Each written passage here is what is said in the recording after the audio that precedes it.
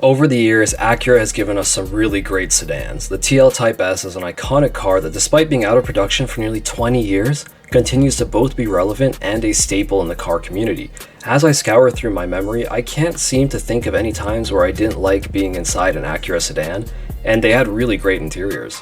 I believe the same is true for the current generation TLX. It looks great inside and out, and seems to have some of that same magic formula from the OG TL Type S. Speaking of things in common with the TLX has also been discontinued. I'm still recovering from hearing that. But despite this, I say that the TLX is, or was, the most slept on sedan of the 2020s.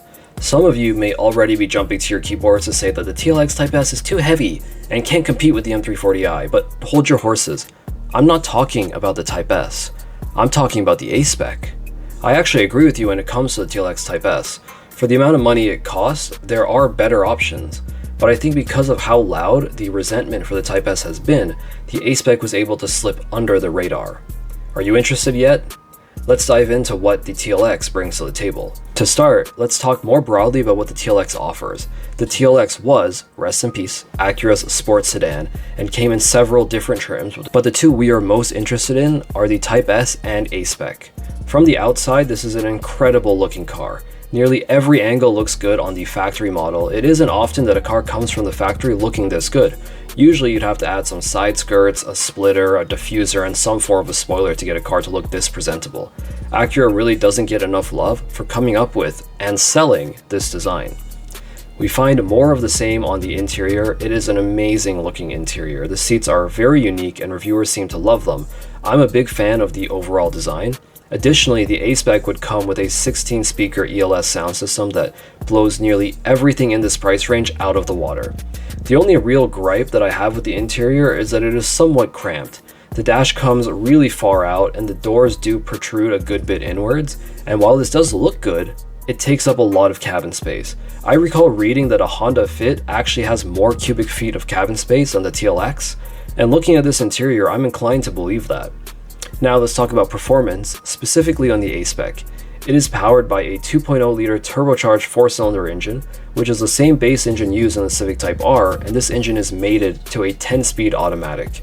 This is the same powertrain that was used in the 10th Gen Accord, which has gained a great deal of respect in the car community. It manages to upset quite a few muscle cars and surprise many others. With a proper tune, bolt-ons, and optionally a bigger turbo, these cars can make a lot of power, which is a deadly combination when coupled with the 10-speed automatic. What the aspec has that the Accord didn't is Acura's super handling all-wheel drive system, which is nothing to scoff at. When you combine the 2-liter turbocharged engine, 10-speed automatic, and all-wheel drive system, you end up with a lot of performance potential, and even more when considering the tuning possibilities. Check out my article about drivetrains here. The one thing that holds this car back performance-wise is its weight. She's a big girl. The aspec weighs in at about 4,000 pounds, while the 10th Gen Accord weighs in at 3,400. So while these two vehicles do share the same powertrain, the aspec is much heavier. The 10th Gen Accord can move from 0 to 100 kilometers an hour in 5.5 seconds, while the TLX aspec takes about 5.9 seconds to reach the same speed.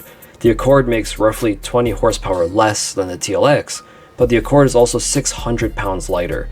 This difference in power-to-weight ratios of the cars is what accounts for that half a second difference in acceleration. You can read my article here about power-to-weight ratios. Now, why is the aspec slept on, or rather, why do I think it's so great? While this might be a surprising take, I think the leading reason that the aspec is slept on is due to the fact that the TLX Type S exists.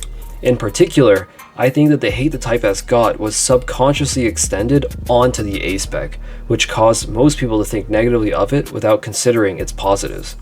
The car community has given the Type S a hard time since it came out. While I don't agree with all the hate it gets, some of it is just true. For example, it is very heavy, which in turn slows it down, and it is simply unable to compete with other cars in its class like the M340i. Additionally, I agree that it should and could have come with more power from the factory than it did, which would obviously alleviate the pain point of it being too slow. Finally, it was also pretty expensive for what it offered performance-wise. There were simply better options available, hence M340i. But what if we just take a step back from performance?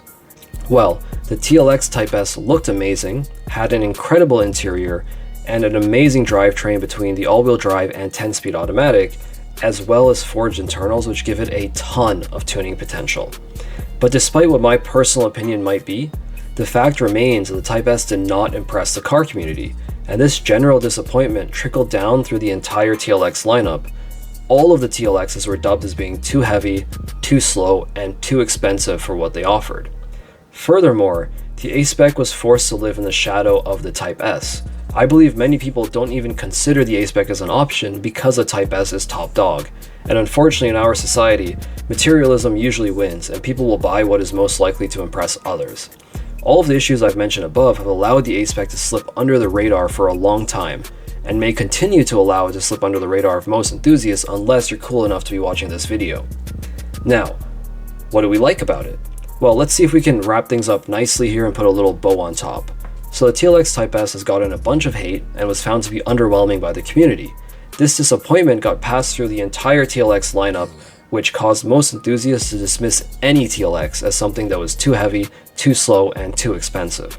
This then allows the TLX aspec to be overlooked by most, despite what it offers. It offers a wonderful interior and exterior, great creature comforts, a powertrain from the 10th gen Acura that we already know can make big power, and Acura's all-wheel drive system.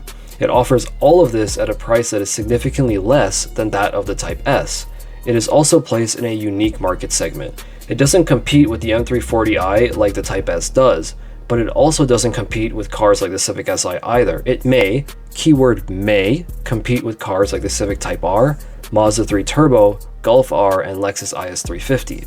When I think about it, I conclude that it beats each of these cars in at least one category. In my personal opinion, it has every one of these cars beat when it comes to exterior looks and interior design, though the Lexus is a close second. You can check out my TikTok about Lexus interiors right here.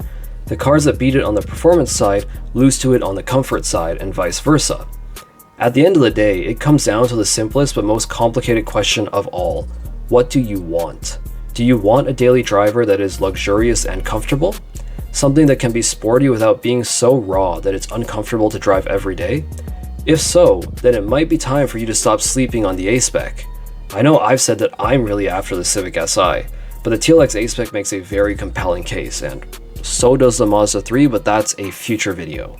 Thank you guys so much for watching all the way to the end of this video. If you liked what you saw, I'm going to have some more videos right here on the screen for you. Also, if you liked what you saw, please consider subscribing. I'd really appreciate that. And check out my blog, www.sharksauto.com. Everything on there is free. You can see all of my articles, and every one of my YouTube videos is based on an article, and the articles go up first. So if you want early access, check out the blog, and I will see you guys next time.